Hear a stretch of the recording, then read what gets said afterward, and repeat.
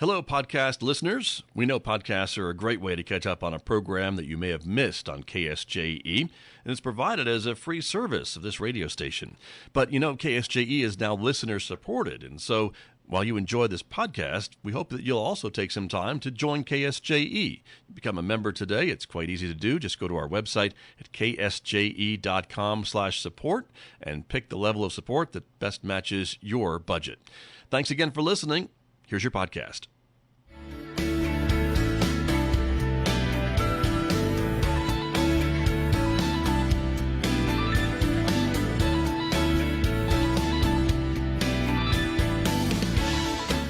10 minutes past 8 o'clock. It is Thursday morning, the second day of October 2025. Good morning, everybody. I'm Scott Michlin. Thank you for tuning in to KSJE 90.9 FM right here in San Juan County, New Mexico, on the radio in Durango, Colorado at 103.3 FM. And if you're listening to me anywhere else on the planet, you've gone to our website to listen to the stream at ksje.com, or maybe you're listening through the new KSJE app, or even better, maybe you've asked your smart speaker to play KSJE. We're glad that you're here. Welcome also to our viewers who are joining us this morning. The video of this program is streaming out live to the KSJE Facebook page and also to our YouTube channel. So welcome, everybody. So glad that you are with us this morning, because coming up in the next few moments, my regular visit from archaeologist Paul Reed. We're going to be talking about diversity in archaeology and why it's important to have different voices talking about archaeology and different projects. Paul has some great insights on that. He'll be sharing those with us coming up in the next few moments on KSJE this morning. Then, of course, next hour, our classical music program, Roving with the Arts. Mick Hess will take us roving with the arts, beginning after the news at 9:06.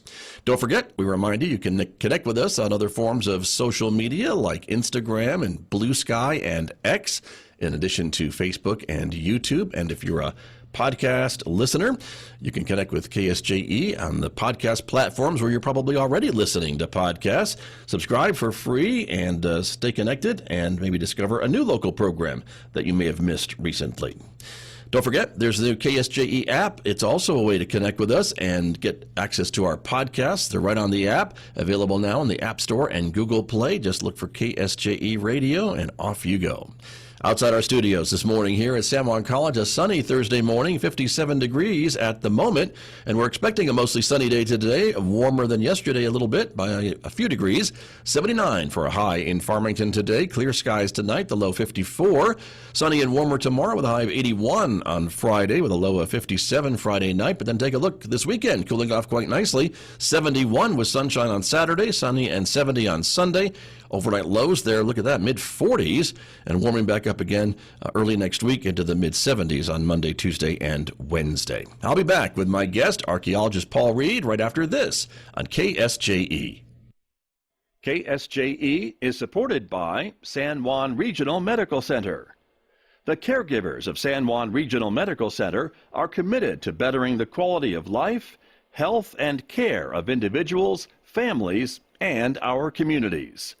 Life is their sacred trust. Better is their mission. Here is their home.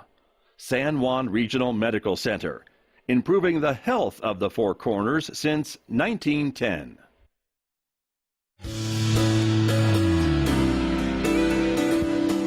Now back to Studio A and the award-winning Scott Michlin morning program on KSJE.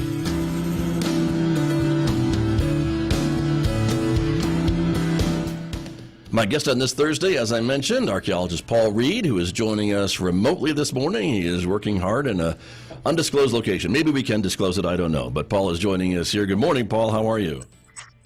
Good morning, Scott.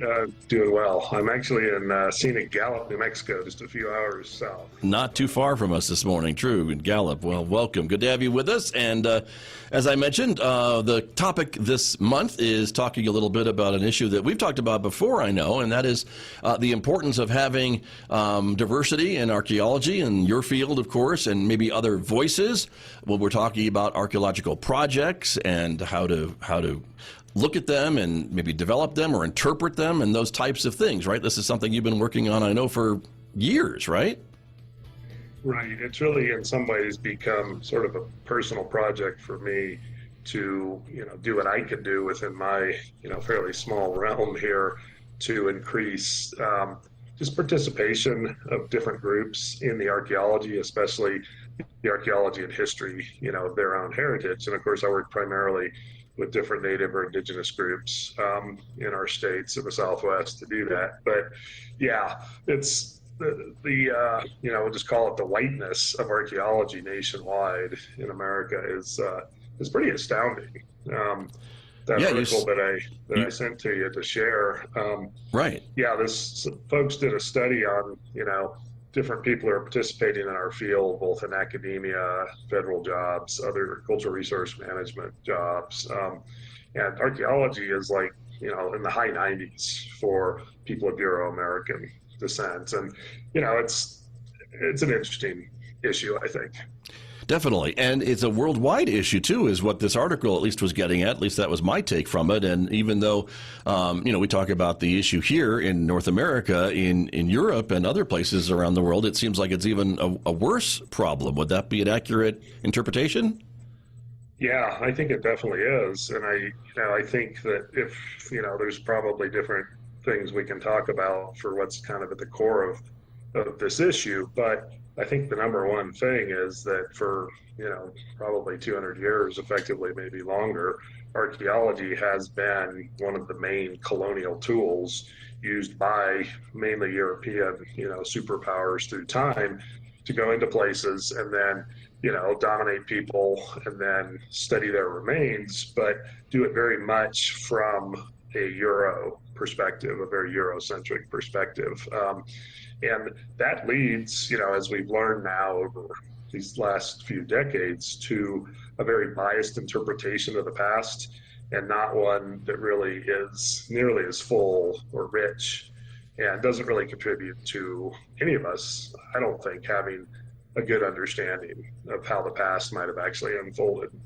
Right, true. And is there some examples of that? I'll put you on the spot here. In our area, it seems to me like, we certainly can look at some of the sites in our area and maybe see a little bit of maybe that. We certainly know the naming of Aztec is wrong, archaeologically speaking, but was kind of that early interpretation of what folks thought they were looking at and things like that. That's a maybe very minor example, but is that kind of some of the things that we're talking about? Yeah, Scott, that definitely ties in. And the authors in that article talk about a different example, well to the east of us, sort of in the Midwest, where, folks were in an area in the 1840s, encountered very significant large structures, and then did a fairly racist assessment of the Native American tribes who were in the area at that point and said, these folks basically could not have built this. So, basically the mound builder culture, the Hopewell and Adena, these folks built the amazing city at Cahokia, which is just on the edge of St. Louis. It's a city that archaeologists, other researchers estimate is 20 to 30,000 people. So a huge, urban place. Right. And many archaeologists and historians, folks at the time thought, there's no way this could have been done by, the groups of people here. So this must have happened with folks coming up from Mexico. And so that is exactly the same answer as to why folks went into, the region there in the Four Corners, encountered the amazing sites, that came to be known as Aztec, because, of course, these couldn't have been built by the people living in New Mexico at that point. So just really a pretty terrible racist idea about what is possible, possibly done by, folks living at basically different levels of technology. And, so this notion of European superiority is again pretty horrible and has dominated much of the way American history develops.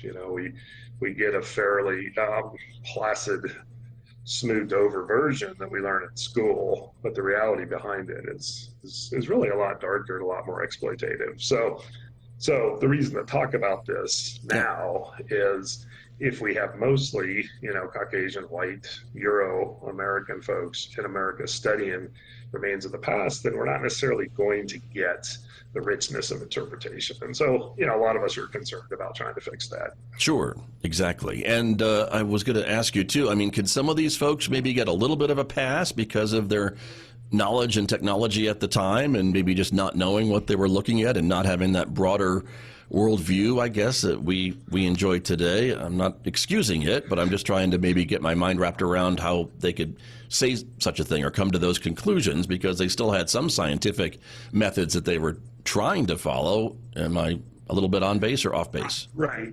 I think that's true, and of course, one of the forefathers, if you will, of American archaeology was Thomas Jefferson, who did, different things. I'm trying to understand mounds that were on his lands in Virginia. But I don't want to sit here in 2025 and judge everything in the past by our standards. So that's some of the trickiness that we deal with for sure, Scott. Because people are almost always of their time, right? So, and if we go into the future, people may look back at us, I'm sure they will in some way, and say, how could these folks have possibly believed this about this? So, yeah, I mean, it's, I don't want to paint with too broad of a brushstroke on this, but, the point is that if whatever you have in your head as a model is going to greatly influence the way you encounter your world, right? And the mindset at the time very much was that, the New World, North and South America, were inhabited by folks at a much different level of technology. And, the vast majority of the Europeans who came over to colonize felt like they were better people, that they were in fact superior to the people who lived in these areas before the intrusion. So, yeah, that was the mindset, conditioned things. There were certainly counter voices at various points through that history, through our history as a country, saying, hey, maybe we need to think about this a little differently. But mostly this was a large boulder, a Sisyphean boulder, right, rolling downhill. Anyway, we do have the perspective now, and really the vantage point of looking back and saying, maybe we think about this a little differently.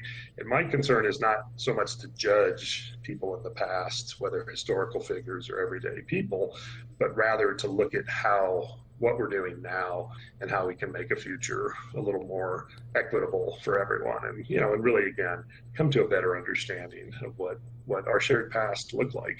Right. Very true. And I guess, again, this happened here. It happened in Europe. It happened in Africa. I mean, I think on almost every continent we can see where there's evidence of that dominant culture and population kind of interpreting these different sites and maybe kind of squashing some of the voices and the interpretation of those indigenous folks up until maybe very, very recently. And you and I have had several conversations about that, which I think is an important thing. And I think unless the dominant culture wanted to open up to those other voices, I don't know if we'd be there today. And I guess a positive step. But I wanted to show a graph from this article that you sent me, Paul Reed, about this is more of a European. Let me get the right picture up there on the screen for our viewers. But this is a European view, as I remember, a little bit about what is going on. And they talk about the workers. And then I think their students is the orange bar on this graph. I know it's kind of hard to see. It's a smaller number, but you can certainly see the different sizes of the graphs there of the Caucasian race and then the other minority races in this field in the UK. That's the UK demographics is what they're showing us here, and I guess that really kind of explains what we're talking about in Europe. Right, it does, and as the article mentions, there's barriers to people of color going into this field, but I think I've come to think after living and working in New Mexico now for 40 years and practicing archaeology here and encountering a diversity of folks, I think that a lot of the indigenous population, the folks who live amongst us, are not looking at archaeology and anthropology as a particularly positive field to go into. And this, again, is this history we've talked about, this tie to colonialism, to exploitation. So I think one of the things that we really need to do better as, specifically calling out my field, the other anthropologists and archaeologists, is we need to work a lot harder to do outreach to groups, to young students who might be interested in this field, and really work a lot harder to show that we're evolving out of this very biased, and honestly racist past, and that we really are interested in hearing these different narratives, these multiple narratives about the past, and I can talk about my own evolution, as a person, as an individual over, these 40 or so years, and going from a position, when I was just coming up and going through undergrad and graduate school and thinking that, there was a version of history, right? There's one story that, and if you're an archaeologist or a historian, you're doing your best to uncover that, to find that. And I've come to realize through time that, there are multiple narratives, multiple interpretations of how we might look at any event in the past, any particular set of archaeological sites or cultural landscapes, and that it really is okay to entertain, study, and try to understand those different narratives, even if they don't all, in the end, point to, a single unified answer or story. So that whole notion of diversity really is the best way to describe that in interpretation, I think, is critical. And a lot of times with the training that we get in archaeology specifically, in the scientific mode, we do have the sense that, the one answer is out there. And I think that's just really a bad model. So I think this broadening of the way we even structure interpretation and constructing narratives about the past is one of the best ways to recruit students and other folks of different backgrounds, different ethnicities, to come into this field and really bring what they have as experience as people, and just, again, broaden what our understanding is of, what's a very interesting past for all of us. And Paul, Reed, when you look back on that evolution in your life, I mean, did it take a while? Was it fairly quick? Was there a light bulb that went off over your head? I mean, can you give us some idea of the timing of that? Was that something that you recall clearly, or tell me a little more about that, if you don't mind? Yeah, it definitely was an evolutionary process for sure. Because I was very interested in anthropology and history as a young person. With me and my 4 older brothers were, as I constructed the narrative, quote, dragged across, Colorado, where I grew up, looking at different places of natural beauty and cultural sites, and starting to take that in. And like a lot of kids, got interested in dinosaurs early on, although we have to say on the air, Scott, archaeologists don't study dinosaurs, yes, right? Thank you for that. Yes. The paleontologists. But so I got into school and very interested in history in high school, and then in college really zeroed in on anthropology, and then learned, the tools of scientific archaeology, how to excavate carefully with precision, and all those good things. And then I was fortunate, as we've talked at various points on the show, to be hired as a young archaeologist with the Navajo Nation Archaeology Department, and stationed in Farmington for about 14 years. And so I learned a lot, and I was employed by an indigenous group, the Navajo Nation. And so I was, that was the beginning of this transformation for me from, okay, this is a strict scientific archaeology, to something else. Because in those years, in the 90s primarily, the Navajo Nation Archaeology Department, who I worked for, their historic preservation program was going through a process of trying to really indigenize, I think, and decolonize those practices. So I was really had a front row seat on that. We were starting to think about things very differently. And then for me, of course, things transitioned. I left that job, in 2000, 2001, got my current job, and then was able to bring some of the things I learned. But, as far as the fuse, if you will, I'm going to use that analogy, being lit for this was starting to work more closely in Chaco. And I had done different things over the years, but working more closely in Chaco with Pueblo descendant communities. So I made trips with the Pueblo Vacama, Pueblo Laguna, Santa Clara Pueblo, Milwaukee Pueblo, some folks from Hopi, a number of the descendant Pueblo groups. I was fortunate to go to Chaco, in some cases giving, some archaeologically based tours, but also really listening to the elders from these different Pueblos talking about their connections, and then getting out on the landscape as well in the area that we like to think of as the greater Chaco landscape, basically a couple million acres all the way around Chaco. And so that really, for me, sort of completed the transformation, seeing descendant communities Pueblo men and women on the land, encountering the places of their ancestral past. And I think that really was the light bulb for me, going, okay, this is much different than I've thought of it. These are not individual, necessarily discrete archaeological places here and here and here. These all connect in a larger landscape.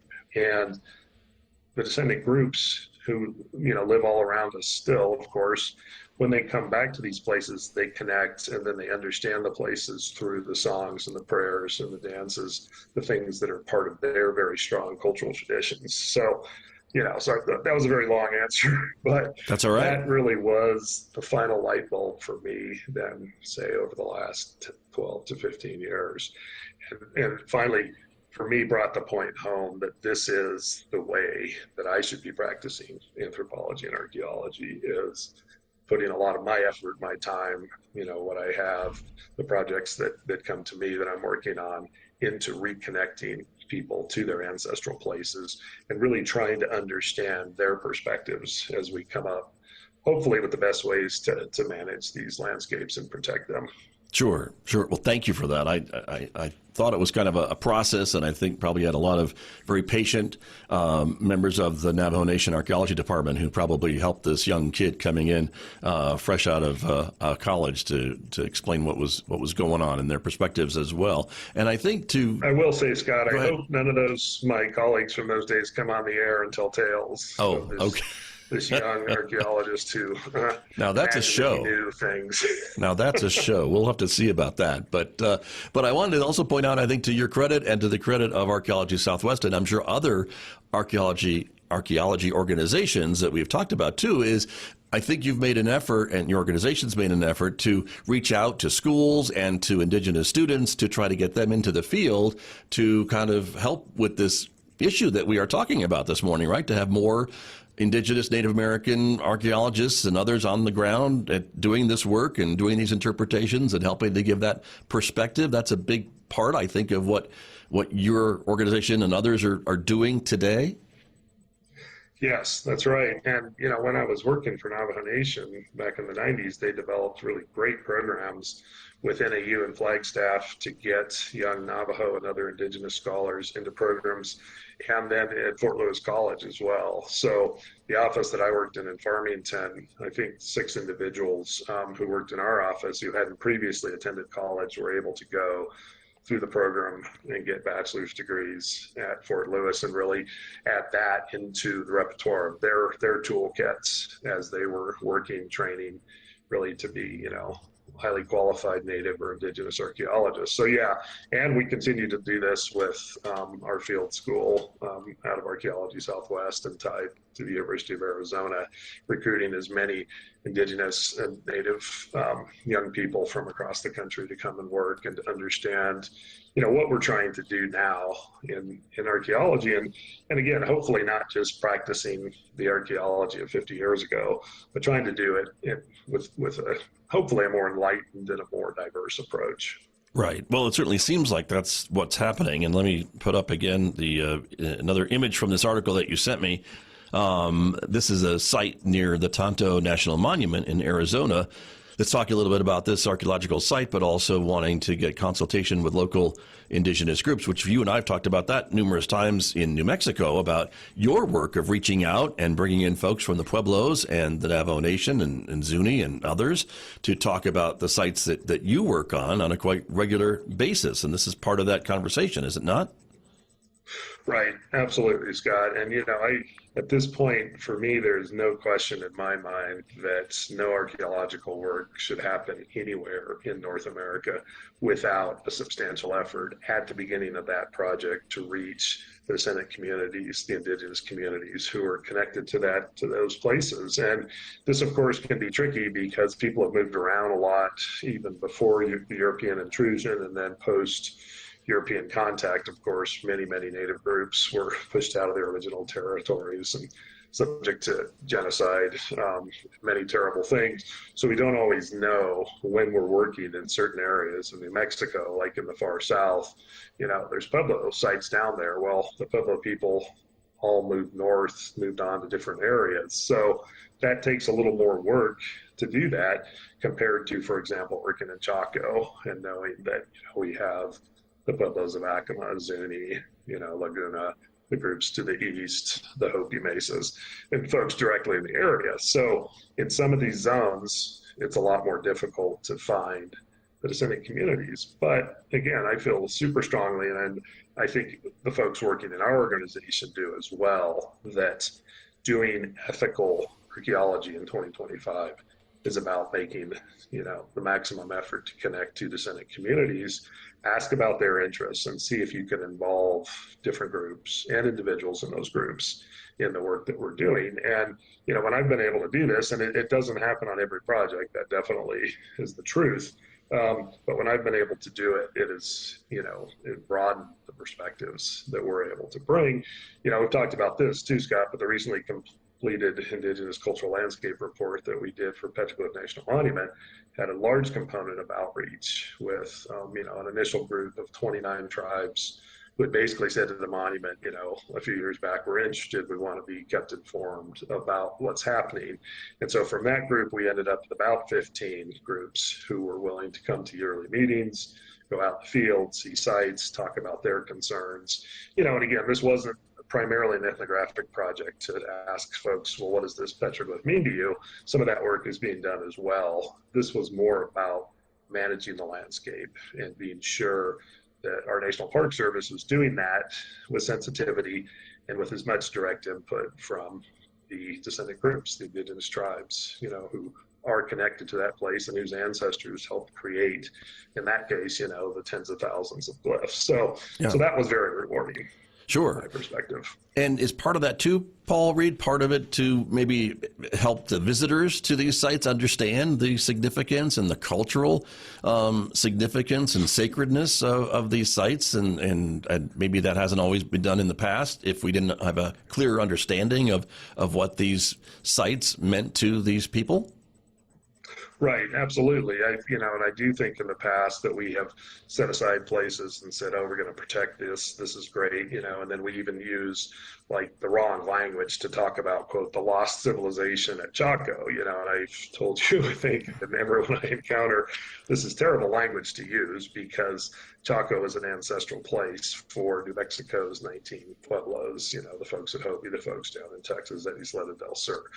The descendant groups have not disappeared. They're still here. So the work that we do connecting people to those landscapes is tremendously important, and then connecting the public to that knowledge so that they're not going and looking at glyphs on Albuquerque's West Mesa and going, God, these are so mysterious. Who made these?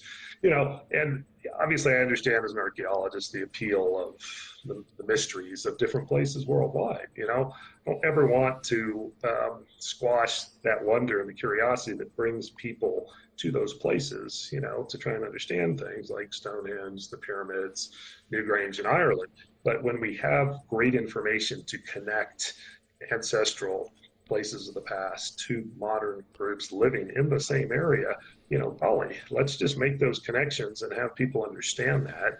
And we don't have to spin it as mystery and, in that realm. So that's, again, something I feel very passionate about. Right. No, very true. And you've been very patient in explaining that to me, probably many times when I would refer back to some of those terms that are long debunked and the new evidence and the new narrative and the new stories based on the scientific research and evidence of what we're talking about in our own state, for sure. One more thing I wanted to share. This is maybe a little more newer site. Right. This is actually in New York City that we're showing this African Burial Ground National Monument in New York City, an example of how to diversify archaeological projects. And so this is maybe a little newer than the sites that we're talking about, right? Definitely. This is an historic African American burial ground, and something that the city and the state were trying to pursue a project on and hadn't contacted the descendant groups in the area. So, and this is, not recent. This was in the late 80s and early 90s. But again, a classic example of you're going to work on a group's history, talk to the members of that group, the descendant groups, bring them in and say, what are your interests? How can we best honor your ancestors, your ancestral past? So, don't just pursue it as though the experts from a museum, a university, an archaeological outfit are the only ones. It requires rethinking it. Right. Which is happening, and that's a positive thing. It is happening, yes, and that's very positive. Right. And again, as it happens in North America and spreads to other parts of the world, I mean, it seems to be like, and maybe just from talking to you, that North America, the United States, taking the lead on this. Is this spreading to other areas, and hopefully will be kind of the new way of looking at archaeology worldwide, if it's not there already? Is that what you're seeing? Yeah, definitely, Scott. And a lot of the local, countries are taking on the lead themselves and saying, okay, we're not going to have North American archaeologists, European archaeologists come in and extract artifacts and leave. You're going to come work with us.